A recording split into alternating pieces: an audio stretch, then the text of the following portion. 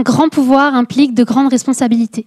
Mais si, vous savez, cette phrase que Peter Parker entend dans le film Spider-Man. Moi, aujourd'hui, je vais vous montrer que le super pouvoir, ce n'est pas de savoir tisser des toiles. Non, c'est de savoir communiquer avec sa famille. Alors, pour commencer, est-ce que vous vous souvenez de la morsure d'araignée de Spider-Man ? Vous savez, celle qui lui donne ses super pouvoirs. Elle va créer une mutation génétique d'homme à araignée. Moi, je travaille avec des personnes malades qui ont une mutation du gène NEM1.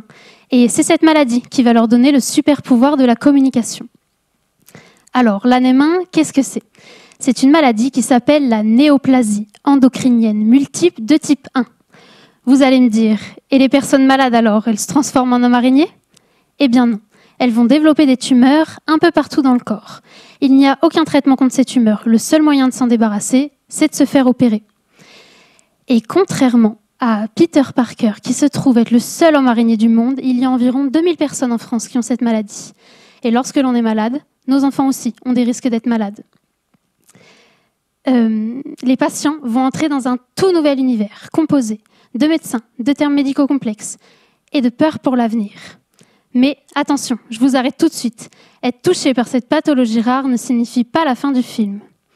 Au contraire, les patients vont apprendre à jongler entre la vie quotidienne, les rendez-vous médicaux annuels et les potentielles évolutions négatives de la maladie.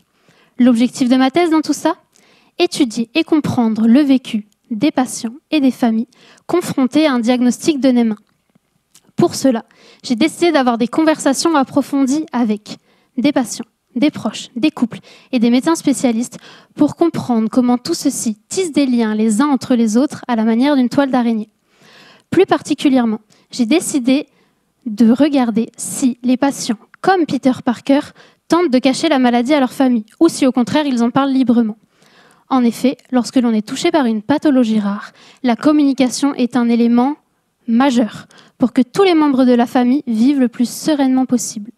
Plus particulièrement, j'ai décidé d'avoir des conversations approfondies avec des patients et des proches pour comprendre comment ceux-ci vivent la présence ou l'absence de communication. Est-ce que cela va avoir un impact sur le fait de se rendre aux rendez-vous médicaux, sur le fait de vouloir des enfants, ou bien même sur la vie professionnelle ? Et le médecin spécialiste dans tout ça doit-il informer les patients et leur dire à quel point la communication est un grand pouvoir qui implique de grandes responsabilités ? À la fin du film de ma thèse, nous devrions être capables d'expliquer avec précision comment les patients gèrent ce super pouvoir de la communication, comment se tisse la toile avec les médecins spécialistes et surtout, comment les familles vont affronter les super méchants. Alors attention au film, 3, 2, 1, action.